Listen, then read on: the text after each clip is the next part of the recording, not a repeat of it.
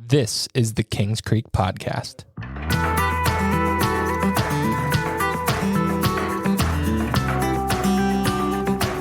LB's pounds. That's what he's talking about. All right. So we are live. Jesse brought y'all in today, and I'm super excited. He didn't tell me like your guys' names. I just knew that I was coming into two game wardens, Georgia DNR guys, and didn't really know what to expect. But as I did a little bit of research for this podcast, I've been so fired up to talk to y'all, like to really grasp what you guys handle. I don't think most of the public understands. That's so, right. Yeah, I agree with that. Without further ado, we got Levi and Cory. Right. Thank you. And I've known Levi longer because we attend the same house of worship together.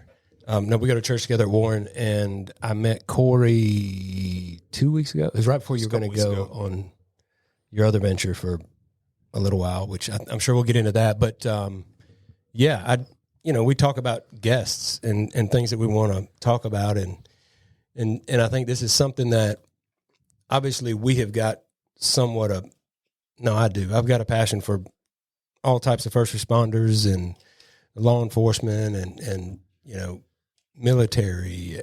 I just think those are the, even though we give them, their praise when we get the opportunity, I think it's still something that is drastically overlooked. And so not that I've got some crazy platform. I just, I want to appreciate them when I can. And I think what they do is probably one of the most misinterpreted positions out there.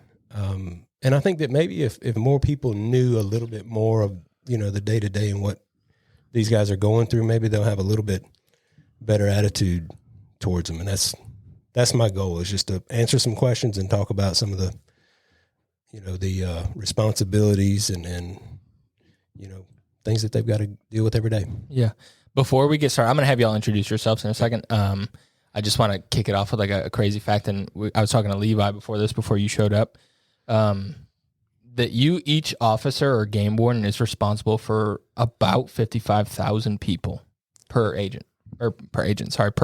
warden.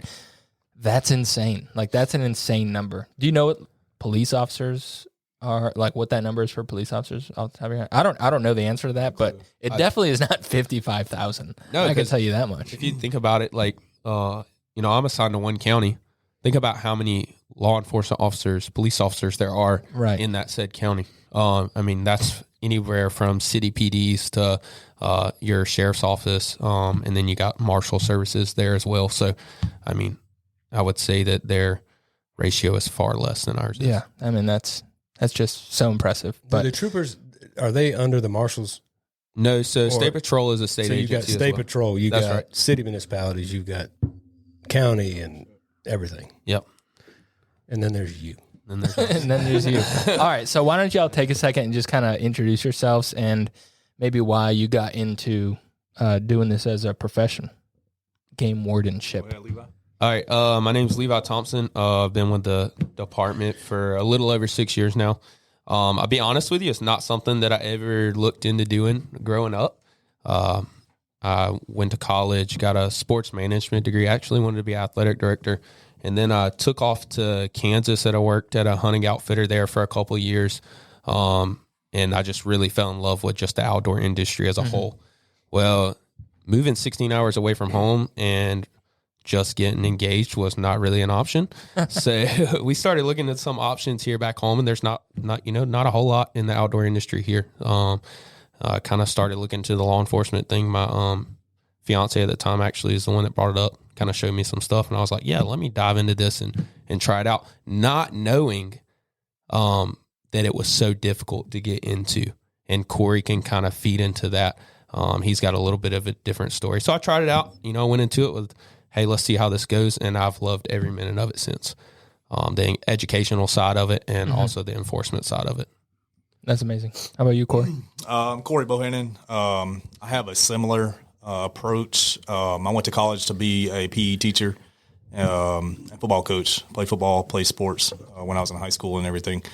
And during that time, my brother was a police officer, and almost done with school, he reached out to me and said, hey, why don't you be a game warden? Because I'm always outside.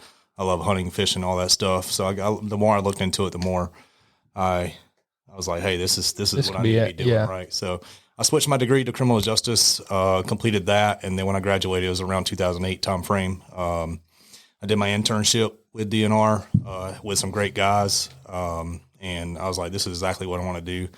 Put my application in. They froze the hiring process. Oh, no. All right, I'll try again next year. So I did it again. They froze it again. I was like, all right, I'm soon to be married. I need to do something, to support my family and everything. So I joined the military and I chose the Coast Guard. And I knew the entire time just the impact of the guys I did my internship with. Mm-hmm. They made such an impact that I knew this is what I was going to be doing at the end of the day. So I developed my Coast Guard career around DNR. Got a ton of fisheries stuff. I did maritime law enforcement with the Coast Guard, a lot of boating stuff, and here I am. So I served between like 2000, I think it was like 2011 to right at 2022. I think December 28, 21, I was discharged from active duty to reserves, and January 4th, I started the Game Warden Academy. So all the way from New York straight to Forsyth, Georgia, in just a couple of days. Wow. Where in New York? My last station was at Kings Point, New York. That's got to be like towards the city. Yeah, I was going to say. I'm from upstate, Rochester area. Right there at the Merchant Marine Academy. That's where my base was. So really? A little station there. Look at that. So small world. Yeah. That's enough of that.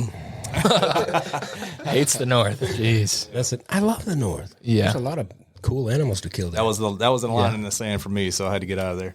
Well, we actually have real-sized deer up there. You do, but some would just call them deer. Right. We've got minis. Mini y'all horses. Have Great Danes, which sounds horrible. That's right. Some Doberman Pinschers. Yeah. But I like Maine and I like up. Oh, that's pretty country. I think it's beautiful. I think we've talked about that in the past. Well, one thing that I do see is interesting is, probably Levi, to your situation, you probably wouldn't have been as eager to go into this side of law enforcement if you knew the difficulties associated with it. And then, also being an athlete, it's kind of what drives you too. Like, well, and to Cory's situation, he's like, well, look, I'm going to go learn everything that there is to learn about it and make you stupid if you don't hire me. Exactly. I want to unfreeze this, because I want to become indispensable. So maybe talk to that difficulty and why you think it has been difficult. We've already talked about the area that you're responsible for. If there's one area to me that just from an outsider's perspective that we need more help and more bodies, what's the holdup there, you think? I'm not really, always it's funding, right? You only got so much funding, so they can only put so many game wardens in the field. And that's something that they're constantly working towards to get us help, day after day. But I would say that, the public doesn't really understand what we do in a day-to-day aspect. We spend a lot of time on public property. We spend time helping landowners stop people from poaching or trespassing on their property, and then we hear something go out over the radio and it might be GSP in a chase and we're right there with them. So how many people think game wardens are out there doing that kind of stuff? We have the radio channels for everybody, GSP, MCCD, us, our local agencies, and we're always gung-ho to go help them.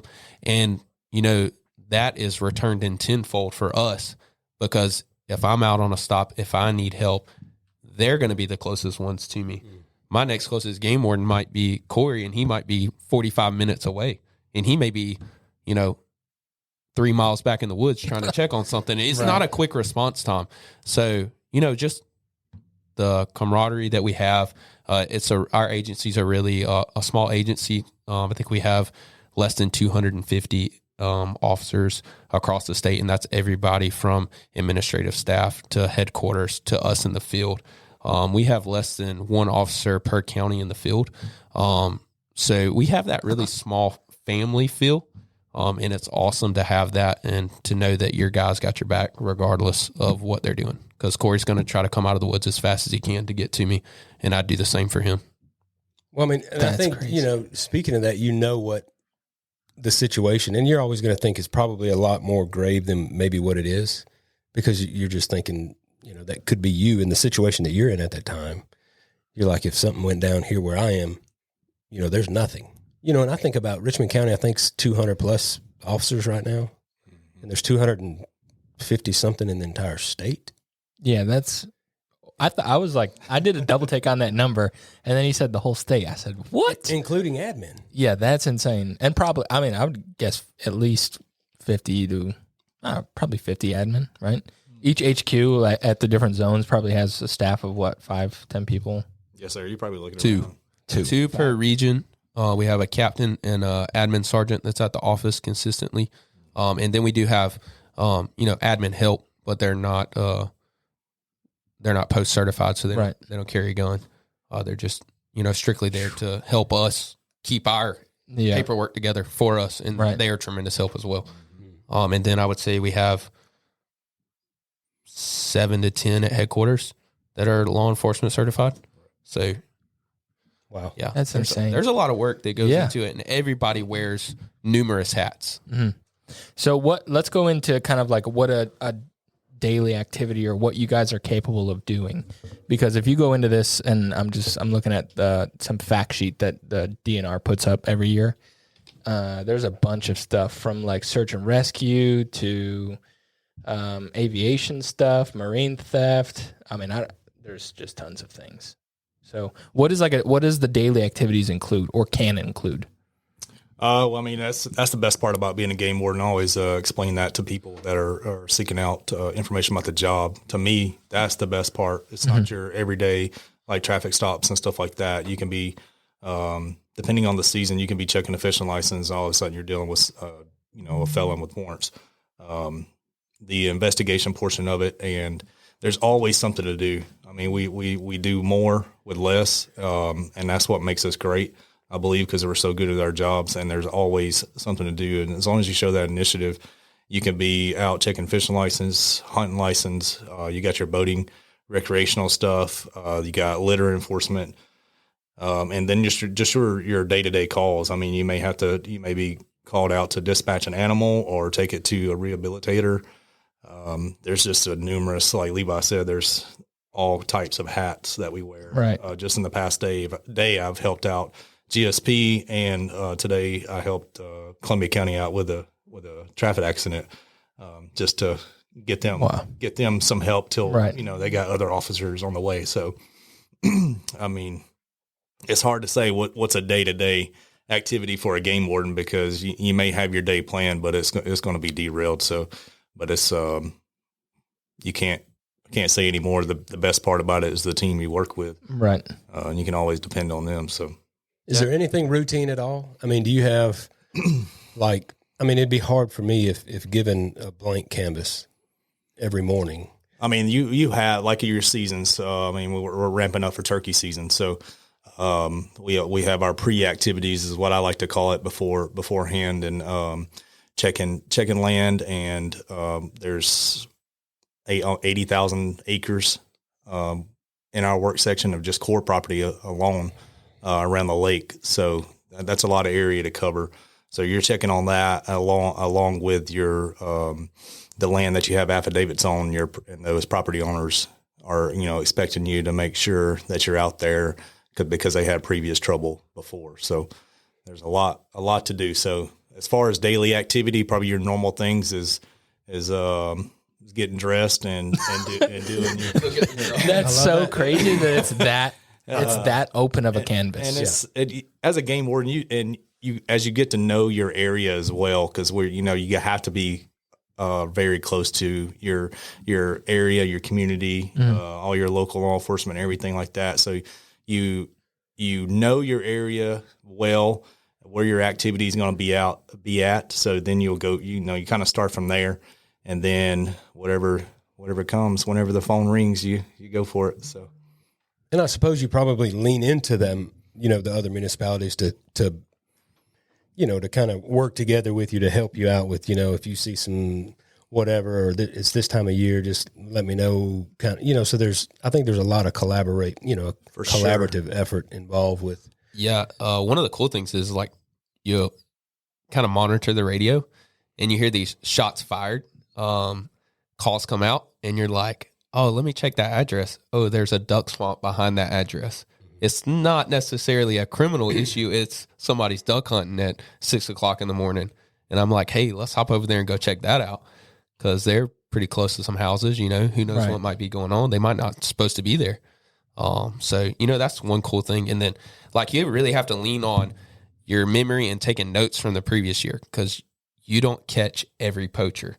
And you might slip up, and it's gotten really difficult here recently with the technology changes. Cell cameras, they've become so cheap that it's like there's one on every fifth tree. And that's something you have to dodge as a game warden to, keep yourself away from the poacher himself. Otherwise, he's not going to come back if he sees you on his camera. But I was just looking over my work section here, got an Onyx pulled up. I got 584 pins that I have dropped. And those are just hot areas that those are areas that I need to go check that, 3 years ago I caught somebody hunting turkeys over bait. It's been 3 years. Might need to slide back in there and check and see if they're willing to do it again. They learn their lesson. Yeah, that's right. It's crazy. And now that you've got a lot of these urban hunters now, there has to be a huge rise in property line dispute. Everybody, I can't imagine when you've got, an increase in hunters and you've got a decrease in property, it's going to be an increase in quarrels. I mean, there's going to be issues and you don't want to be caught up sitting there trying to figure out who got permission first from this person. Well, his is written. Well, his isn't written. Well, his is, I'm family. And it's becomes a Jerry Springer show out there with people with loaded weapons, Yeah. People take the land real serious down here, man. I was down in South Georgia in the Valdosta area. I'll leave names out of this, but it was some family land. And I was just there visiting, they had just been afforded the opportunity to kind of take it over. So we were there checking it out, and there was some guy hunting who had, I guess, talked to an owner at one point and had, but people are grabbing guns, and I'm like, y'all are getting too squirrely. Just talk. I'm like, man. Well, I mean, it's dirt. Yeah. There's not going to be any more of it. I know, but it was just it's something to protect. And I do agree with protecting your property, because that is 100%. I'm not saying that they shouldn't be able to do that, but I was like, right. You're making it way more tense than it needs to be. Right. And I think everybody's got stories of, I remember I got permission from a guy that worked for me when I was still in the automotive industry, and his mom gave me permission to hunt the land that was left to them by, her parents. We went up there and built shooting houses, a range, spent a lot of time in the off season getting everything together, and actually killed a couple giant deer. It's in, I guess I would say, around Waynesboro. And we had just it was the absolute cream of the crop property. We saw more big deer, healthy deer, plenty of habitat. Everything was just, this is man, this is too good to be true. Until the sister out of town found out about it, because she had some kids that would hunt it in the past, but maybe, I think they maybe lived a little rougher life, and they were troublemakers essentially. And so when she found out, her sister gave us permission, and then it was a uproar. And we probably had 10 grand in stands, and from lock-ons to cameras to built stands and we literally just had to walk off, because, you've got two people that inherited this piece of property, and they got to agree. If they don't agree, we're out. You ever get called out to weird situations like that? You want to go with that, Levi? I feel like we play property line police just as much as we do our normal job. I feel like we get all kinds of weird calls, hey, so-and-so's got a deer stand on the property line. Well, until he crosses that property line, he's done nothing wrong. And in the state of Georgia, we don't have a state law that requires somebody to be a certain distance away from a dwelling or a certain distance away from a property line.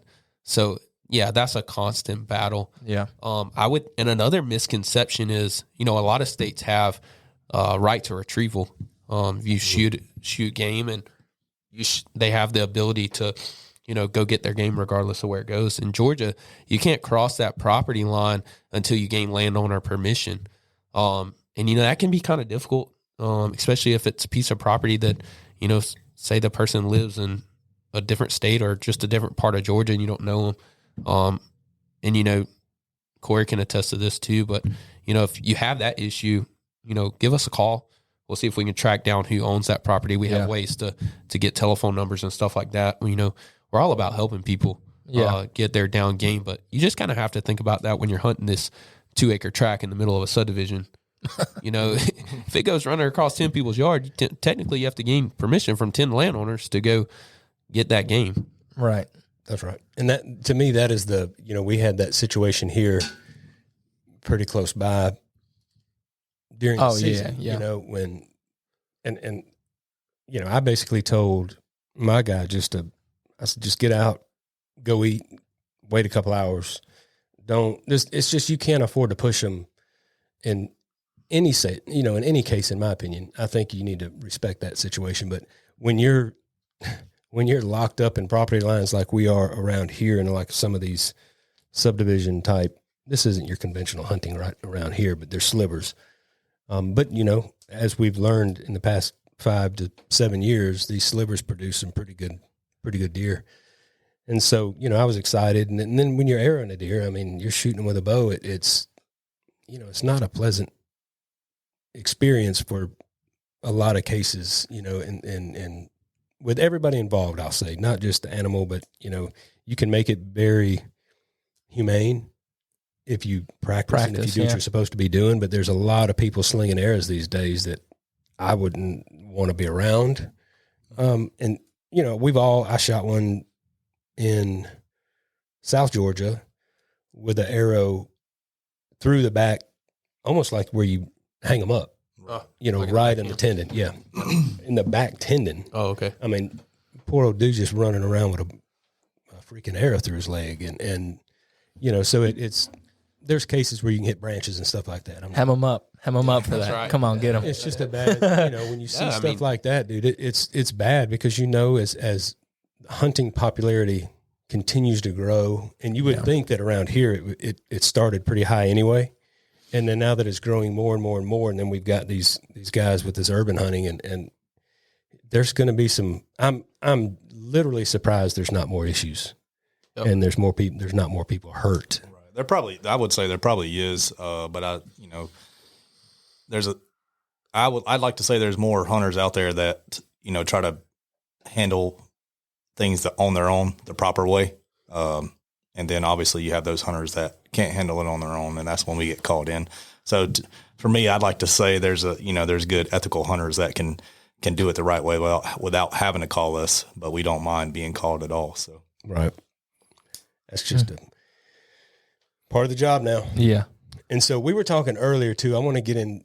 One thing that I am surprised though is that there aren't more canine, DNR. Or let me ask you that: do you call yourself game wardens, or do you call yourself DNR guy? What is official? Yeah, game warden's official. They went away from it, state ranger, I think in 2011. That's what we were considered. But yeah, we've went back to game warden as a whole. So, yep. That's a pretty cool title. Yep. Game warden. Yeah. It's like, do you have, I was reading on this thing, the quail badge. Is that like some collectible item? Oh, you're smiling badge. About it. Like the quail badge. Yeah. What's up with this quail badge? That has, so Jesse, on this right here, one of the first things it says, don't bring up something that I don't have that you're going to make me want. No. Well, he's so good. Good at luck doing getting that. it. But the DNR, Georgia DNR, the game warden is like the oldest law enforcement agency in Georgia. Correct. 1911. Yeah. Before police. It's kind of crazy. It's a pretty good year. Yeah. But those people had like quail badges, I guess, right? Yeah, they did. And, just recently they brought it back. And I'll pick on Cory a little bit, but they brought it back, and the game warden of the year gets to wear it for, the year that he wins game warden of the year. Do you know who that is? Do you know most of these people? Tyler Lewis is the guy who won it this year. Yeah, it was the year before. That was the year before. All right. So that's just a special recognition, but actually the guy sitting next to you has just won it. Are you kidding? Oh my gosh! yeah. Look at that. We got Look at some there. royalty on Yeah, this. so we should have got him to bring his quill badge in so he could show it off to you guys. So yeah, Jesse, it's hard to get. It sounds like.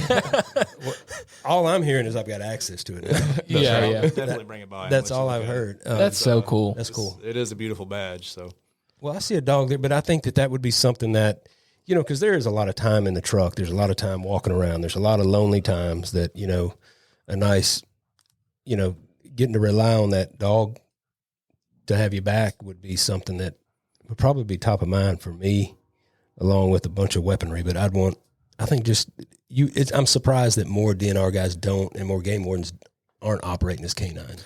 I mean, if I'm putting myself in your shoes, you were saying that you kind of got to dodge these trail cams and all that, and a dog might get in the way of that in some cases. I mean, you could, but that you're not going to just leave him you in the can car. lock him up in the truck Yeah, with it running like it works for canine officers. The K9 program is highly sought after, but it always goes back to funding as well. We have a fantastic K9 program. You got to think about, it's not only just grabbing a dog and going to train and, now you got a K9 officer, you need a vehicle, you need vehicle alarms, you need cages.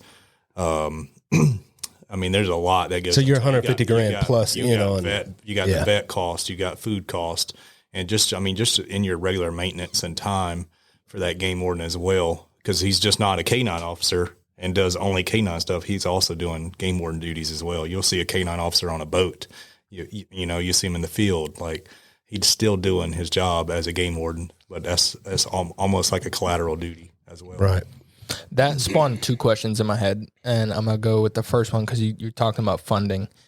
You guys get funded, I'm assuming, through all like the hunting licenses, things like that. Correct me if I'm wrong. I heard this before, but all of like conservation money, so like hunting license, things that you would buy, like if you buy the plastic license, a certain basically that money is guaranteed to go to conservation efforts. It can't go anywhere else. Correct. And I think that's one of the only that's agencies. That's the Pittman-Robertson Act. So that handles all your hunting and fishing license sales. Mm-hmm. Funding goes to said state department or federal department, conservation as a whole, and then also a certain percentage of sales of firearms and ammo is also dedicated to conservation as well. That's so cool. Yep. Now, is that part of the tax? That's part of just the sale of a whole. Yeah. No, not the tax. Just the sale itself. Right. I think that's where a lot of misconception for game wardens as well, because Levi and I and our team, we cover 5 counties, and each one of those counties, every ticket we write, that goes back to the county. It doesn't go to us or the state of Georgia. It goes straight back to the county. So funding is a big deal as a game warden, and finding that funding as well is an issue. So. That's still shocking to I shouldn't say shocking to me, but we still live in a time to where protecting, our resources is something that we've got to earmark money for. Mm-hmm. If we can get down to it, then we'll get it done. Yeah. And it kind of relies on people to continue to hunt. And do you think hunting is, I'm talking about hunting, but hunting, fishing, all of the recreational things that you guys get, you have to be licensed for. Do you see that going up, trending upwards in recent years or downwards? I think we really saw an increase when that was the only thing you could do outside during the years of COVID. We saw a huge increase in our hunting license sales, our fishing license sales, but then it's kind of started to trend back off where people are kind of able to get out. And I think one of the biggest issues is for our hunters and our fishermen, I hate to say it, but for myself too, and you guys, access to hunting property is almost impossible these days. And if you can get access to it, it costs a fortune. I heard the other day that somebody was paying $60 an acre for a lease. That's insane. It's normally $10 to $15, but when you drive the price up that high, you've driven your normal everyday 40-hour-a-week guy that can afford to go hunting, on the weekends. You've driven him out of that market. And driven up the poachers. Exactly. So the crime's going to, when you can't afford to do it anymore, that's when, you're going to see crime. Yeah. Yeah. That's a good example is the cost of, leases and everything. After the hurricane, we just had Hurricane Helene, that was something that we noticed as well. Is all these trees are down, all these hunting clubs, don't have normal access to their land and all that. So the increase in poaching went up as well, because it's obviously it's easier to go at night with a light and shoot out your window on the side of the road than, sitting in a tree stand for 8 hours a day. So Yeah. That is crazy. I was going to ask, I was surprised that we didn't have a lot of foul odors coming from animals. There had to have been an enormous amount of deer killed with all these trees down, but I haven't heard anything about it. I hadn't seen anything. Nobody's told me any stories about it, but if you just go up, I would think that they'd be Fierce smart Fairy. enough to kind of get out of that. if you The go only up, thing they're not good at is dodging cars, apparently. they're not smart enough to stay down the street. I mean- but they're, dodging trees, falling and like going towards the lake. There's blankets of trees down Yeah. Yeah. on okay. Pierce Ferry and that whole area down there. And I thought, I wonder if there's just like a graveyard being made for all these animals. Oh, I'm sure there definitely was plenty of animals that were taken out in that storm. yeah, maybe the cooler weather after the hurricane helped mask the smell of everything. True. It was mind boggling to me when you go down that. And every time we go now, because now you've got these companies coming in and they're looking at it like, look, there's nothing we can do. You're just going to have to clear cut this property. And they're clear cutting. They go from just a real estate cut or a thinning, and now they're just, everything's going. Yeah. That ties into kind of the second question I had, and that has to do with the resources you guys have, i.e., like ATVs. How do you guys get those resources or tools or like boats and all that? Is it just one person you're the boat guy, you're the ATV guy? Like, each region I'm assuming has like a certain set of resources, and then does each person just kind of get to use it whenever? Right. Yeah. It depends on where you're assigned. Obviously, when you become a game warden, you're not just handed a boat and a truck and Yeah. ATV, obviously. But a lot of officers throughout the state, they do have ATVs. Obviously, if you're on a lake or a river or something like that, then you'll have access to a boat. It's region specific. We do. You think about a game warden. Man, I wanted to create a list of just everything that's assigned to me. I think just going through the academy that come out the other day was like $200,000 for one game warden, to train one game warden through the academy. Really? But then you think about the equipment that the game warden's got to have after that academy. Obviously, the big stuff is your truck, your boat, your ATV. Some of us get kayaks. Some have river boats. And then you get chainsaws. You get all your guns, your ammo, taser, everything on your LE belt, your body armor, your uniforms, boots. It's a lot. So, Yeah. You think about, let's just get more officers in here. Well, you're thinking, $200,000 for the academy, and then, another couple $100,000 just to outfit one. them, and then the rest of his work section as well. And then you got to maintain that equipment as well. And Yeah. Stuff breaks. So Right. it's a big deal. Especially as frequently as we use it. Right. And then you're talking about training like one officer. Takes 6 months to send a game warden through the post academy and the game warden academy. And then they spend the next 4 months with their field training officer. So you're talking about 10 months that's dedicated to one officer through 2 weeks of how to drive a boat, a week on how to drive an ATV, a week on how to drive a car, and then they spend 3 days because we drive Ford pickup trucks, Chevrolet pickup trucks, there's just so many different things that we do that a local agency doesn't do. Right. Just talking about Helene, we spent 2 weeks with us in our game management teams that we dedicated those 2 weeks just to help the counties clean stuff up. And that's I think right before, probably 3 weeks ago, I just now started moving limbs out of my own yard. Jeez. So we're out there trying to, and we love our job, so we're out there helping the public and to get back to normal. And I think I know like Levi and his family and my family, we drove an hour. We relocated them to a state park because we didn't have any power or anything like that. I had trees in my driveway, Levi had trees on his near his house, on his house, and on his AC unit, all this stuff. We didn't touch that stuff till we had the public, kind of back to normal and they could operate a little bit. So, but yeah, I just put all my limbs on the side of the road the other day. I was telling Levi, I was like, man, I just missed the first wave of the tree pickup. I got to get in on the second one. Hurry up, because I think there's been some rumblings about that FEMA stuff. So, no, and I think one of the funniest things I talked about funny stories or whatever. We were actually working a tornado in Griffin, Georgia, a few years back, and talking about people not knowing who we are. I see green and gray. I'm an outdoorsman. I know that's the game warden. Well, we were in, like I would say lower income city area, helping them clean up. And a lady walks up and grabs the patch on my shirt and says, Department of Natural Disasters. I'm so glad you're here. Obviously, it's Department of Natural Resources, but she just saw disaster, and it just made me crack up. But I'm like, yeah, that's, essentially that's another hat that we wear. We go out. We get the call. It might be 2:00 in the morning. We get the call, hey, a tornado just went through Griffin. I need you there at 6:00 in the morning. Well, that's a 3-hour drive from here. And, we load up. We put our ATVs in the back of the truck, chainsaws, chaps, case of water, food. Who knows how long we're going to be there.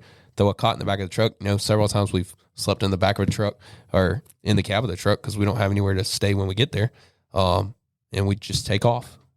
We're there to help. And I hate to see that, sometimes we get the misconception of, man, that's the mean old game warden. He's just here to ruin my hunt, ruin my fishing trip. But not really. Yes, we have to take enforcement actions to protect our natural resources, but we're also there to help in those instances. And then we're there for educational purposes. I mean, I can't tell you how many times we go to middle schools, high schools, elementary schools, and teach them about what we do. So that way, when they're older, they know who to call when they need the help. Was Smokey the Bear, was he a game warden? No, that's only you can prevent. I'm pretty sure that's U.S. Parks and National Forest. Yeah, National Forest. I would love to. Y'all probably do.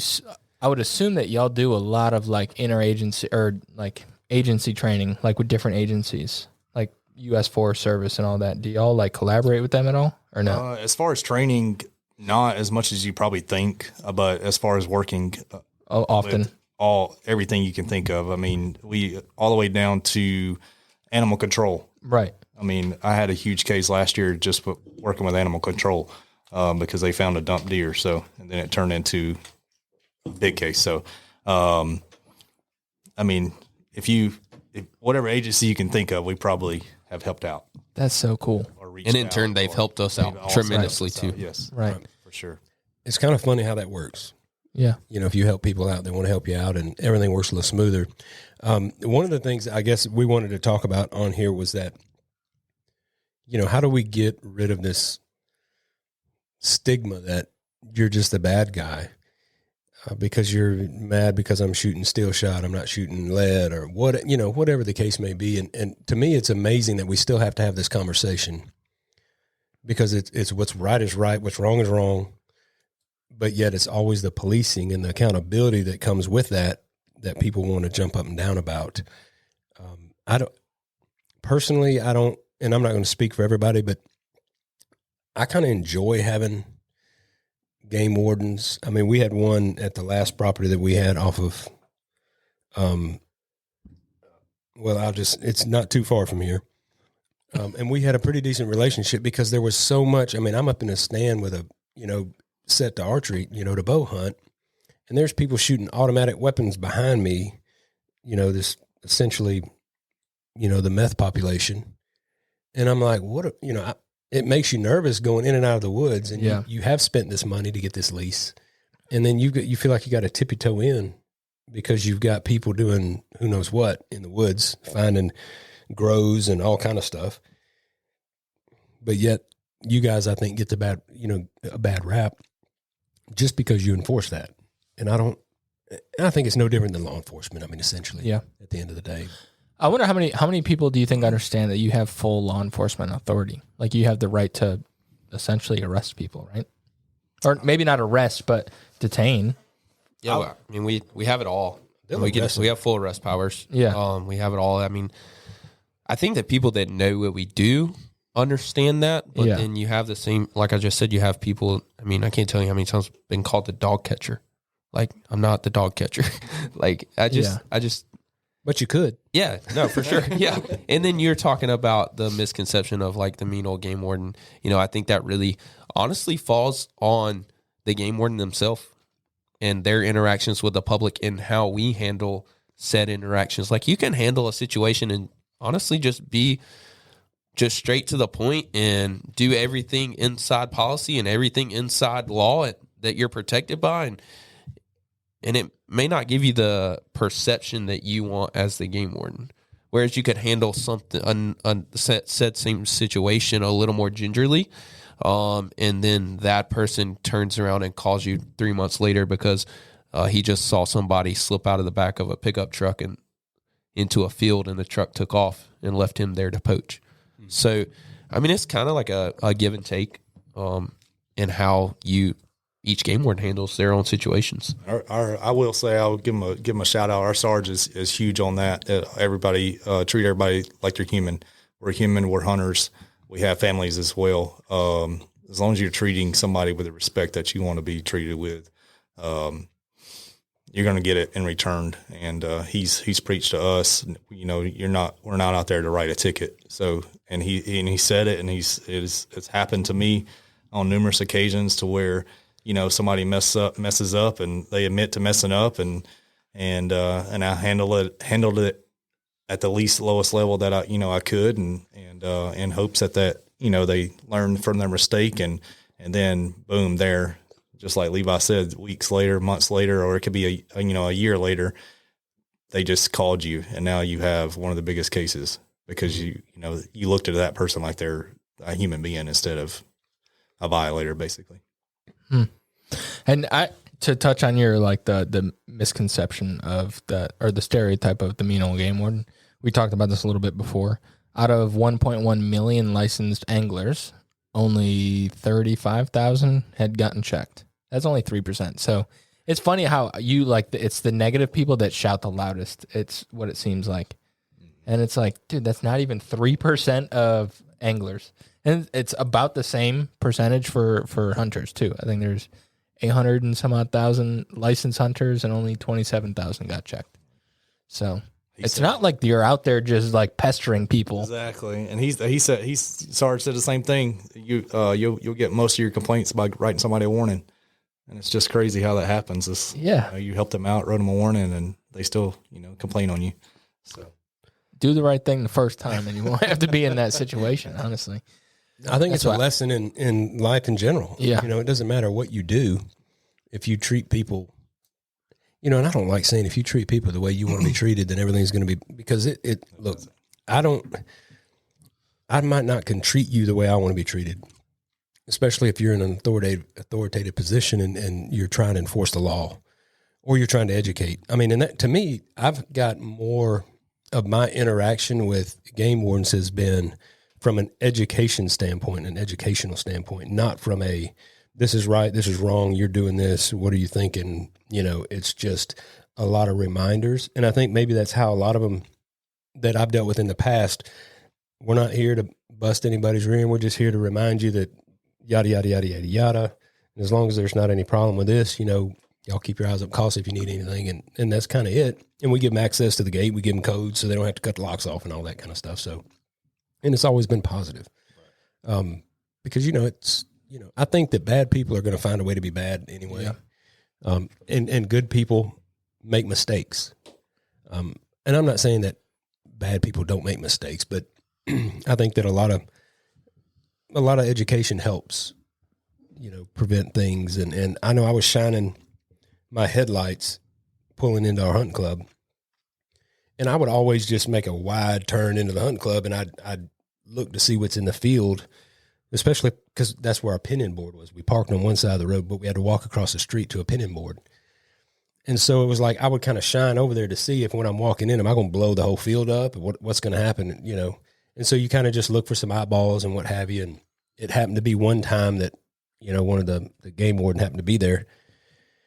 And he said, what are you doing with those lights, man? And I'm like, I was checking for deer. And he was like, really? Well, that's a good answer.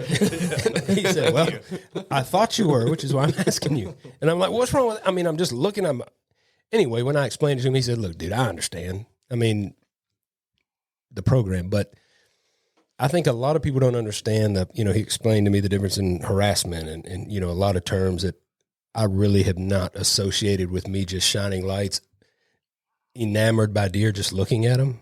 There's not a part of me that wants to jump out of my truck and start blasting. It was more from, wow, look at that. And just in awe. Like, are you kidding me? Look at all these deer. And unfortunately it's hard to tell me from the guy that is trying to do that. Yeah, for sure.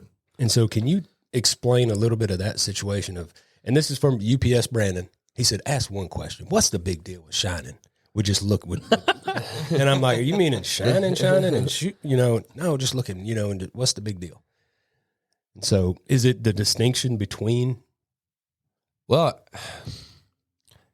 I guess it's technically, I guess you could consider it like a gateway. Obviously, it's harassing that wildlife. Right. Like it's a nocturnal, they're primarily nocturnal. They're spending their time out there in the field at night, they feel safe or whatever. Then they get blasted by headlights. And then I guess I would say like, it's technically just the harassing the wildlife is the issue. And like you said, the reason that game warden stopped you was to see if you were going to take it that next step further. Does that make sense? So a lot of times the reason why we're stopping somebody is because there's the possibility of them taking it that next step further and technically hunting at night. Mm-hmm. So that's your biggest issue. It's like if you don't shine your headlights in that field, you're most likely not going to shoot something in that field, if that makes sense. You go shine your headlights, well, and then you got to also think like if it's not your field and it's somebody else's field, well, you're harassing those wildlife, those deer all night. They're probably not going to do the same thing that hunter's patterned them to do for the past 3 days. He did bring that up to me too. And that was something that I was like, well, here I am thinking about me. And I'm not thinking about the fact that I could have a guy with his young kids set up waiting for daylight that spent a lot of money getting this field ready. And so that's interesting to hear that, that there's always going to be multiple scenarios. And I think that maybe whenever it's also in how, as a hunter, how you conduct yourself with the game warden. Mm-hmm. If you say, well, I'm trying to make sure to see if I need to wait or if I need to go somewhere else. I don't want to blow these deer out, whatever. If it makes sense to him, as an outdoorsman, if he says, well, I understand. I'm not saying that, hey, I'm off scot-free. I ain't done nothing wrong. I've still done something wrong, and he's explained to me what I've done. But I think it puts two and two together for him. Like I'm at this hunting club. You've got access to our hunting club, our pin boards over there, which he did ask me. He said, well, why would you have your pin board across the street when, why don't you put it where you are? So anyway, but it was interesting to hear the perspective, but I think that he did listen and we just ended up having a conversation and drank a little bit of coffee that morning. And that was kind of it. But yeah, I've always wondered, because when I'm admitting my own guilt here, when I leave out of here, I could see 15, 20 deer before I hit the main road down there. That's right. Yep. And, we're hunting. I try to help some younger kids get access over here to hunt. And so I'm helping them, and you can and it's all part of the patterning process. I'm seeing, that they're out moving, they're not moving or whatever. And you don't realize the harassment of you're disturbing their natural flow of, although I do believe they were put here for our purpose. Mm-hmm. So if I want to take them out, I should be able to. But it's a fine line. You want to do it legally. And I literally enjoy just looking at and watching deer and how they're so elusive. It's just when you get the opportunity, it's cool to watch them. Yeah, for sure. And it's easier to watch them with a big light. Yeah. I'm just curious. So these are just some questions that I've developed throughout this podcast. What is the most common harvested animal? Is it deer? Yeah, in Georgia it would be deer. Yeah. Yep. Interesting. But I feel like people are way more fired up about turkey hunting, even though they are, but it's because they're more elusive than the deer are. If that makes sense. Yeah. And the department's done a lot in the past couple of years to really try to push our turkey population up. We've reduced our number of turkeys that you can harvest in a year. It used to be 3. you could harvest all 3 of those in one day. We've reduced that number to 2 now, and you can only harvest 1 per day. So it's kind of eliminated that scenario where you go out on opening day and you shoot a gobbler, and he's laying dead in the field, and 2 jakes, which are a younger turkey, comes up and starts kicking them, and you should go ahead and shoot those 2, and you're done for the year. So it's eliminated that scenario and has allowed that younger turkey population to grow. That's cool. I'm assuming y'all do. I was like, kind of like, it was cool for me to find out when I first moved here that National Wild Turkey Federation's right up the road. Do y'all like collaborate with them a lot, or? I know that they're not like a federal agency. They're just kind of like a right. I would say that we don't necessarily on the law enforcement side. Yeah. That would probably be more of our game management side. All right. If they would do some collaboration, which I'm sure they do. I'm sure they do like some collaborating on like burns on property and stuff like that. And I'm sure that we get funding from NWTF. I know the data that they get is very useful for other departments for sure. Harvest records, for a lot of, for maintaining that deer. That turkey population is shared data is probably one of the biggest. I would assume. Hog hunting. That's something that I'm not used to from being up north. We just don't have hogs. Is there a season on that? And no season. And you can like spotlight them and everything, right? Like, aren't they're a nuisance or whatever animal, so you can. It's a varmint. Take them out. Varmint. Right. I want to go hog hunting so bad. It's on my list to do.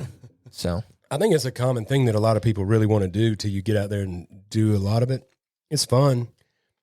It's gross. You say that I want to eat. I want the meat so bad. I've been watching too much Meat Eater.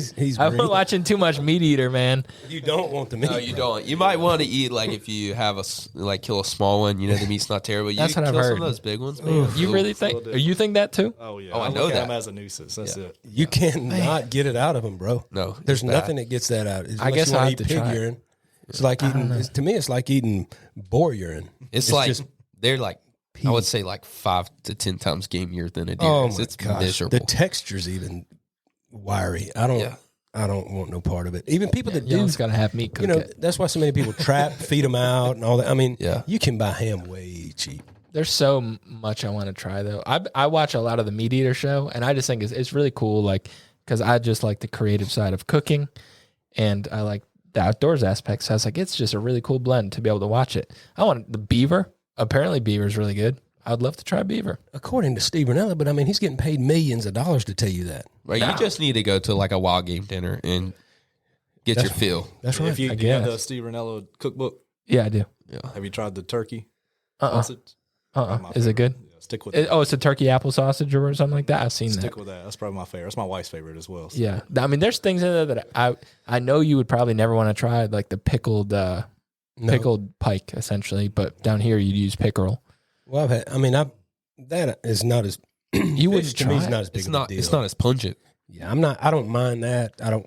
I've actually never had But to pike. eat hogs, to me, the people that desire to do that, Y'all are like shaking your head like, it's so hell bad. no. This guy obviously hasn't been around hogs enough, man. that's words of wisdom from the northern guy. Pardon me. I don't want to eat that no more than I do. Well, I don't know anything that's worse than that. To me. Come on. I would say bear and hog are up there. All right. Bear's We'll have like them. very greasy. We're going to have them back after I get a hog, and we're just going to do like a mystery meat and let them try to decide. That would be fun. Yeah, all you got to do is unwrap it. You'll know what it is. Smell it. It smells like I said. It's got a. Do you have to take them? I mean, you could process it yourself, but don't processors have to have some sort of like certain thing to process them? Like from the permit USDA, or something? yeah. Because You can't have any cross contamination. You're not going to see. Because you get brucellosis, they can cross contaminate with the deer and stuff. So they have to have like separate like storage facilities and everything. What is there any fear of the waste? What is it? Chronic wasting disease? Is there any fear of that in the deer population here in Georgia? So I'm assuming y'all have to be up on stuff like that, right. So do you know that we just had our first case of CWD in Georgia? I think it was a deer taken in November, just outside the Valdosta area. All right, so I South remember. Georgia. South Georgia. So, I mean, obviously, it's if it's not properly managed, which I don't know that you 100% properly managed CWD, it'll wipe out a whole area. It's insane. The outfitter that I worked with, I was talking about in Kansas, we leased 40,000 acres, and about 5,000 acres of that area got CWD, and it just wiped out the whole deer population. And I worked there for 3 summers, and you could literally see that there was not that 7-year-old to 3-year-old age class in your bucks. You just had young bucks that were kind of like starting to filter back in and cover that area, but you could literally tell that it just wiped the whole population out. So there is a fear of, it hammering local population. Now, Georgia's deer population is insane. Yeah, it's. And I would say if there's a population that can handle it, it would be Georgia's. Coming out of a state that maxes out at like 2 or 3 to hear 12, I was like, what in the world? Yeah, and it's needed. Yeah. Oh, 100% it's needed. I work on Fort Eisenhower. Yeah. Fort Eisenhower now. And I just came off of night shift this past month. And when you leave, it's like playing Frogger. Like you're like, they're everywhere. You look at him and you're like, do I slow down? I don't trust this dude. I've literally one time, this is a crazy story. My buddy and I, we were in his dad had rented a truck, and we just ran to the store real quick, and this was at night. On the way back, there was a deer like in the road, and it was later, so there wasn't any cars on the road. We had stopped just to kind of look at it, like parked next. It was a 2-lane road. We were just parked on the left side looking at it. And then he started moving, so we're like, all right, we'll just get out of here. The deer starts running like parallel with the car, and then out of nowhere just says, I'm going to go left, and runs into the truck. And we're like, dude, what are you doing, man? So, and you said earlier that y'all do y'all have to dispatch deer and all that. Who makes the determination? I'm assuming you guys are just like. The officer will. Yeah. Oh, made yeah. the determination. And then what happens? So I know in New York, if you hit a deer, can you get a tag for it? And like, if you wanted to eat it, I don't think people do it, but. Oh, they do it. Really? Yeah. Yeah, I actually, unfortunately hit one with my patrol truck. I guess it was right after the hurricane. Yeah. They had a big pile of timber right there on Washington Road, and I'm traveling south, and deer jumps out behind said pile of timber and runs smack into the front of my truck, and it wasn't dead. I had to dispatch it, and the guy behind me pulled up and said, hey, what are you going to do with that deer? I said, man, I'm going to leave it here. He said, can I take it? And I said, yeah, you going to take it to the processor now? He said, yeah, I'd love to have it. And I said, okay. So I just wrote him. I took one of my business cards and wrote out that if the, processor had any questions, you don't have to get a tag for it. If the processor has any questions, just to give me a call, and I'd, verify it for him. 15 minutes later, processor call, said, hey, dude just showed up with a deer with your card number. And I said, yeah, he can have it. He can get it processed. No problem. And that's the best call that you can get to. Because that's twofold. The guy did what he said he was going to do, and you got processors out there that are on your side trying to make sure that things are done properly. And, we were going to a show, in Athens. It's a crazy situation, but, on the road to Athens, Georgia, there's a car in front of us that, like a Crown Victoria that hit a deer. So I see it airborne. The Crown Vic boys? Yeah, coming over. So I pull over the side. Trying to make sure everything was okay situation. And the deer literally runs up like a German shepherd right to us and is just looking at us, just wobbly. And he's falling down, and I could tell he was jacked up bad. And I just could not leave it like that. Just because I'm an outdoorsman, I know that the deer's not going to make it. It's bad, bad, bad. His antler was busted off one side. He had his legs hanging on the other side. And if I didn't do it, the coyotes were going to take care of it. So, but I had to literally go up in the woods and dispatch that deer with a pistol, just because, your heart breaks for these animals, and the general public doesn't understand the situation, that it's like, why would you let anything, it's dragging itself around, falling down. If a deer runs up to you like a dog, there's issues anyway. I would say in most cases. Yeah. So, but I can remember I was just nervous going back, and Melissa was like, what's the deal here? But I had to get it. It's kind of like I was roping it. I had to get it behind a tree because I'm going to a show and I'm dressed, and I'm like, I don't want this to get all, this ain't a good situation. And so I'm trying to look around the tree and line up it was a cluster. Is that But anyway, is that like allowed? it was probably that might be a 100%. dumb question. No, I mean, Like, can you essentially like mercy kill? Yes, dispatch a deer. it's That's a in better your way to best say it. interest, like to call the game warden or even just call your local SO and just let them know that you're going to do that. If I'm too far away, and most of the time, if I have an experienced hunter like yourself, and I ask them 3 questions. I said, "Does it look like to you that it's not going to survive?" If we have a yes to that, we move to question number 2. Do you have a way to put it down? Yes, I have a way to put it down. 3, are you in a safe location to put it down? Do you have any houses that are right behind you? Is there a lot of cars? And in that situation, I would say, hey, can you see if you can kind of get it off the road a little bit, dispatch it, and then move along? You don't get that said person coming by in a car saying, hey, somebody's out here shooting a deer. So yes, if I have an experience outdoors and they call me and I feel comfortable with them putting it down, I'd let them put it down. Best call. Yeah. I have a crazy story. Have I told you this story?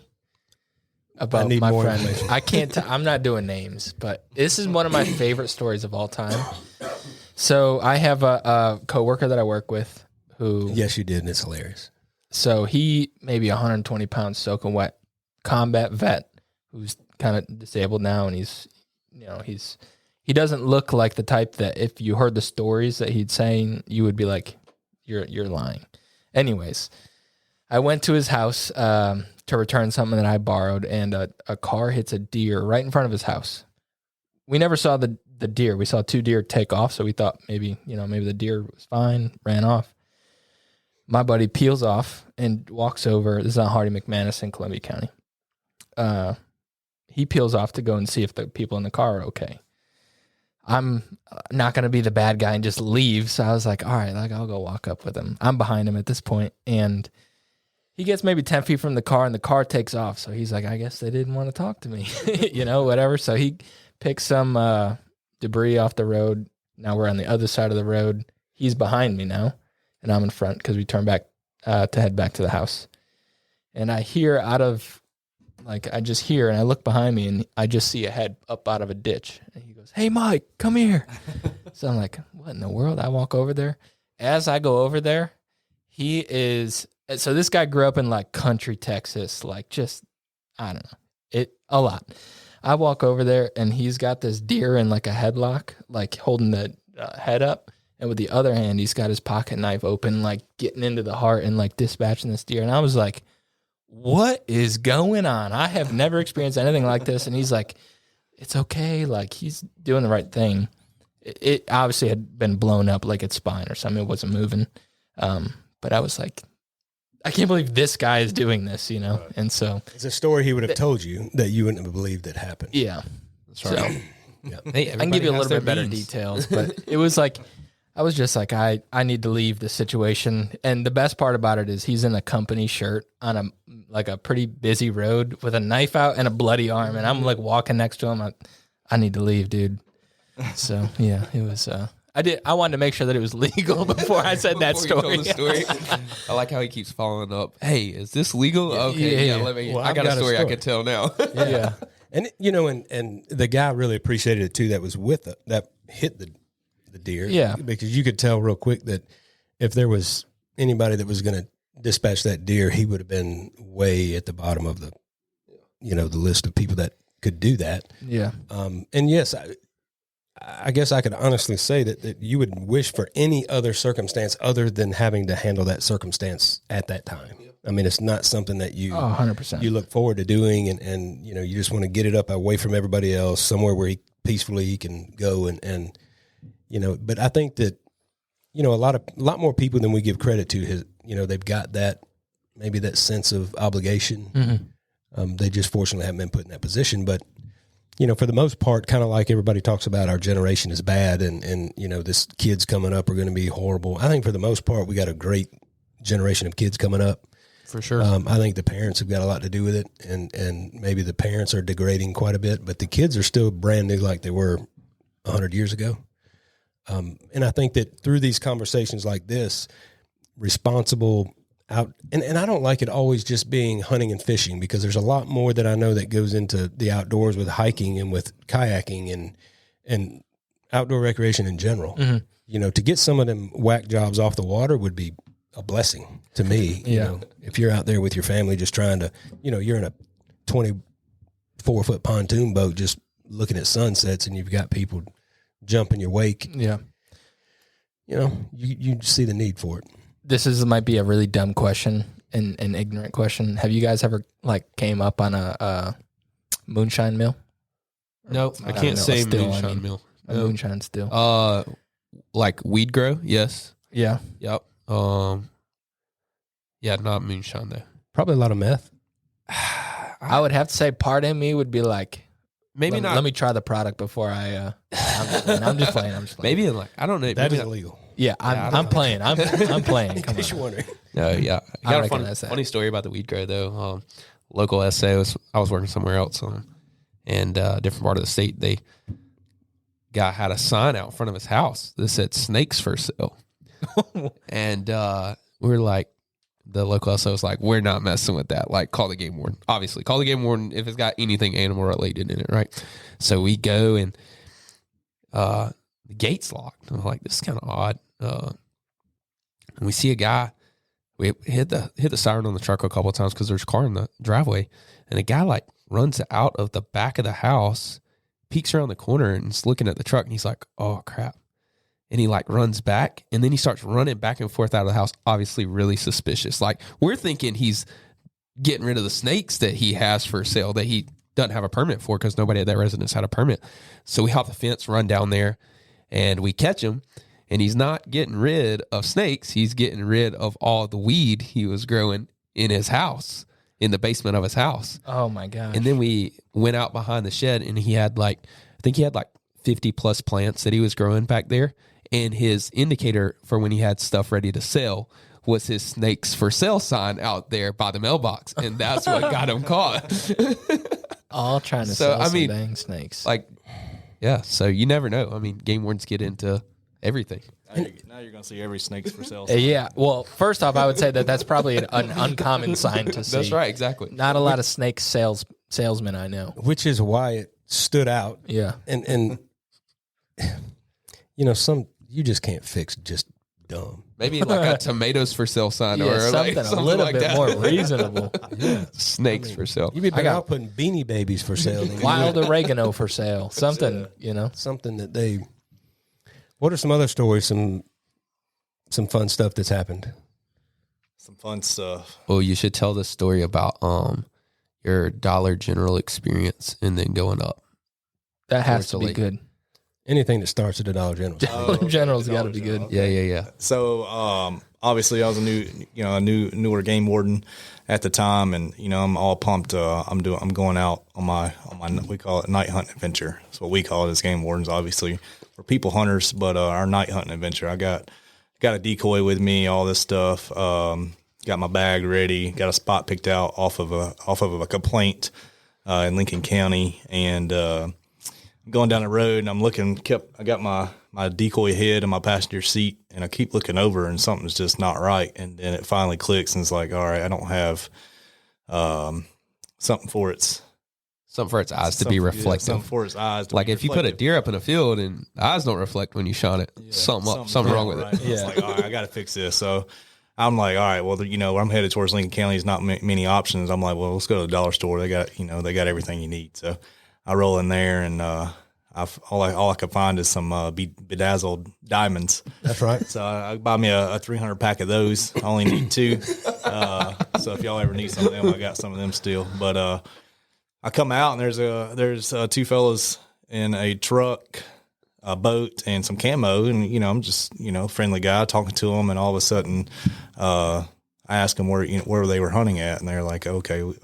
They gave me the location, and it was actually a newer property leased out by Fort Eisenhower that I got a land affidavit on, and I got them to show me they voluntarily showed me their Onyx map and confirmed the location and all that, and I had to break the news to them. Hey, you're not allowed to hunt without permission. You're not allowed to hunt there.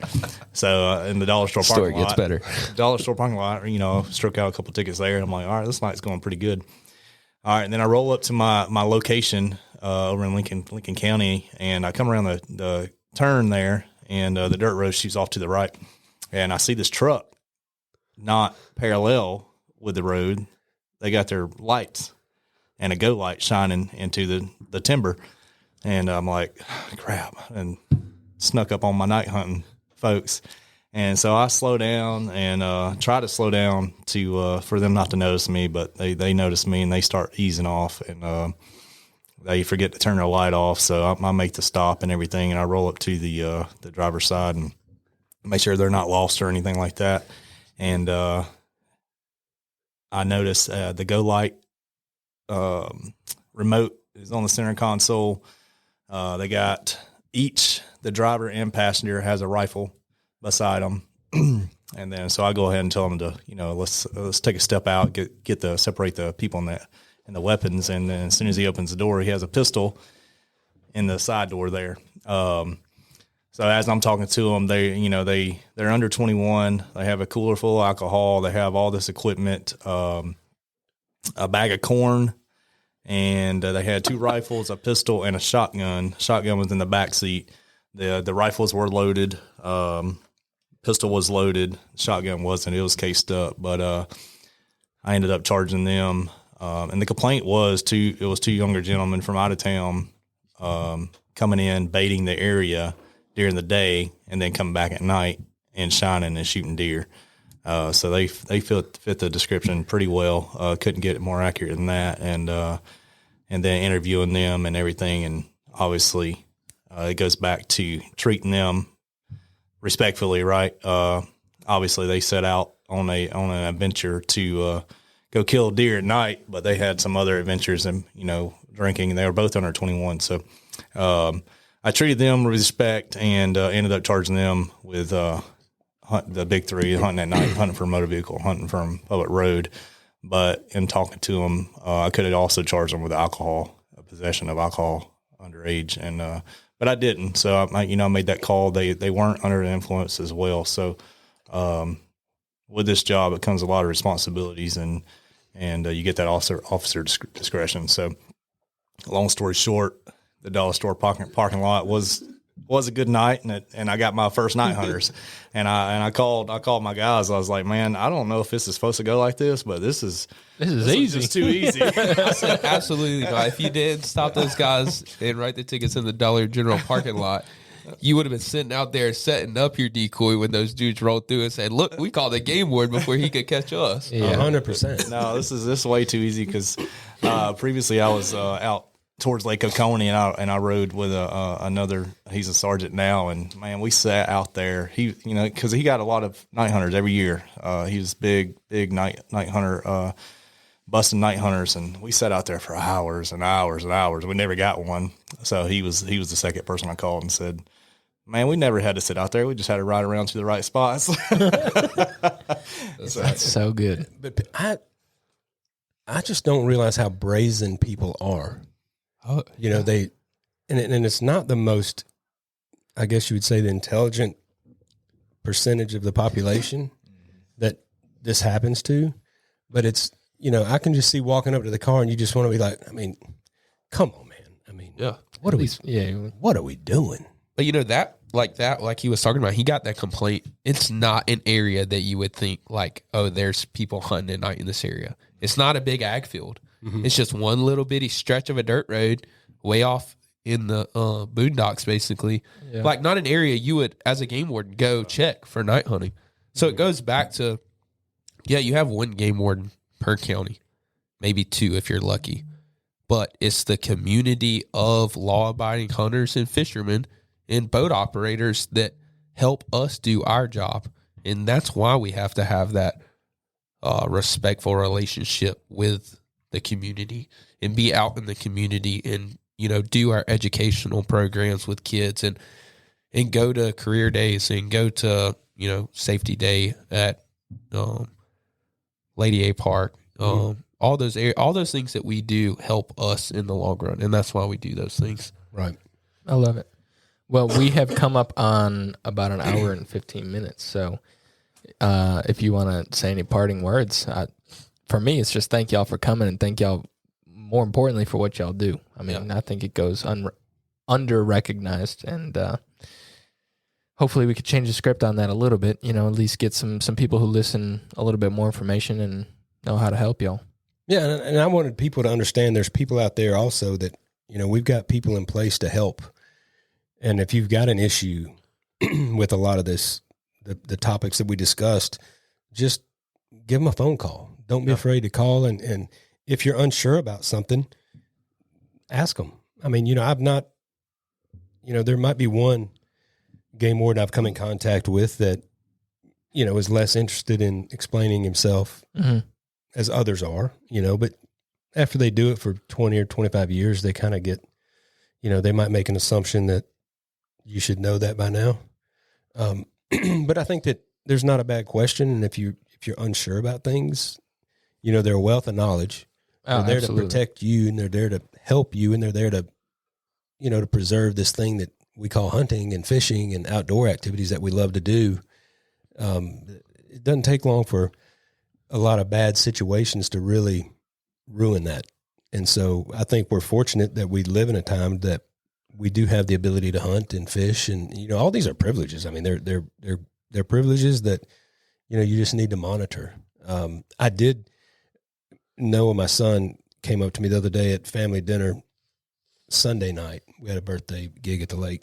He said, "Dad," he said, "I'm glad I changed cars because you might have been getting a call." And I'm like, "Well, what did you do now?" Just kind of joking with him. And he said, "Well, I just cut off old green pants." And I'm like, "What you talking about?" He said, "Well, going to my in-laws' house, there's a certain road towards Lincoln that they live off of by the YMCA back there." Oh, I'm glad I knew that's him now. And so he's driving. He's like, well, there's a peel off to get to where my in-laws live. And so the road curves around to the right, but you can kind of take it a little quicker than normal. And he kind of, he's the least risky. Yeah. He's over conservative.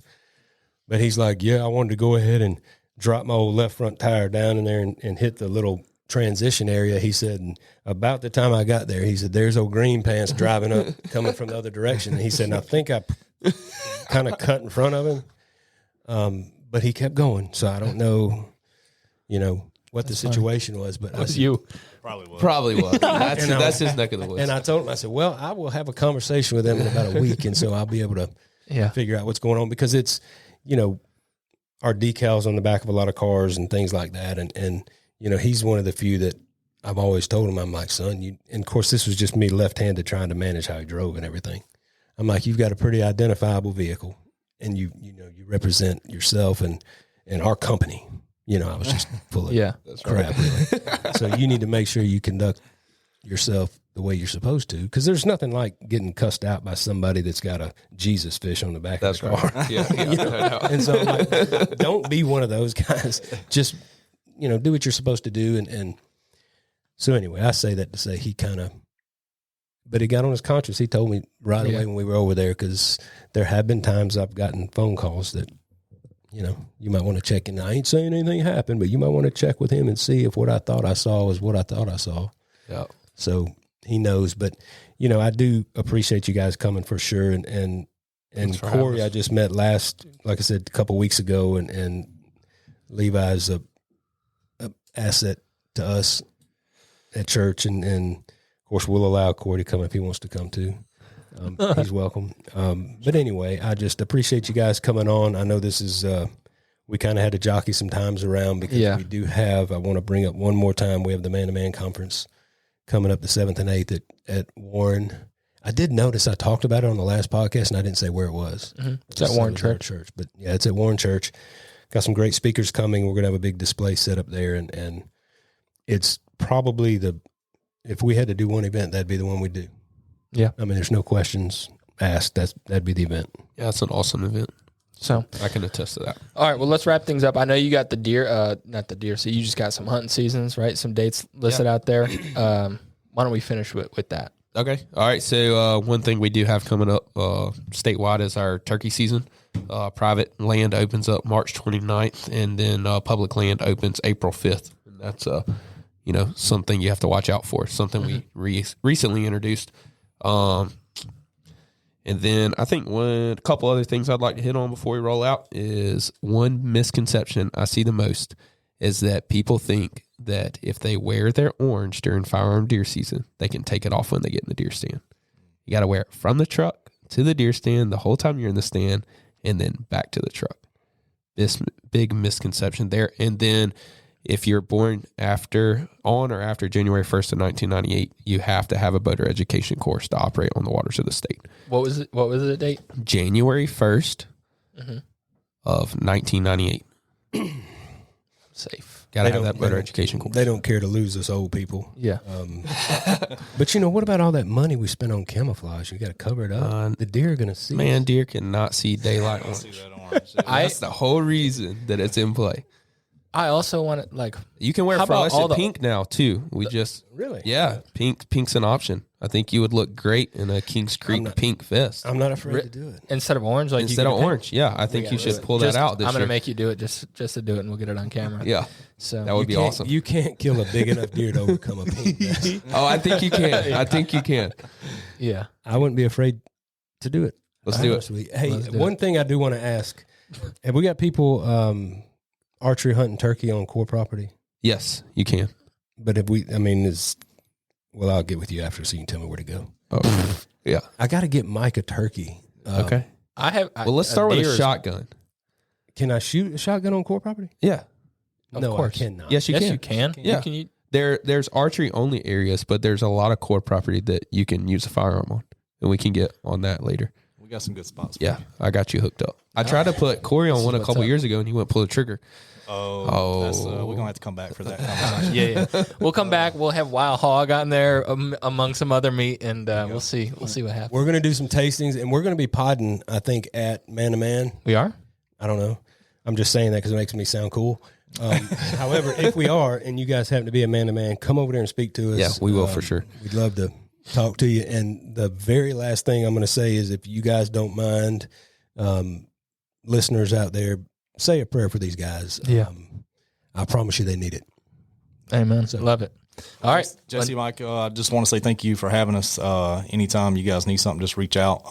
And for the public and our families and each other, we couldn't do this without you guys. So Love it. Hey, that's the game warden of the year right there. That's right. That's right. We got to get that quail badge picture. And his sidekick, Levi. That's right. That'd make a good show. All righty, y'all. Thank you. Awesome. Bye. Gonna get a little shine on my boots, a little cut in my loose, 2 buttons down on my pearl snap, and an old Stetson hat, little splash.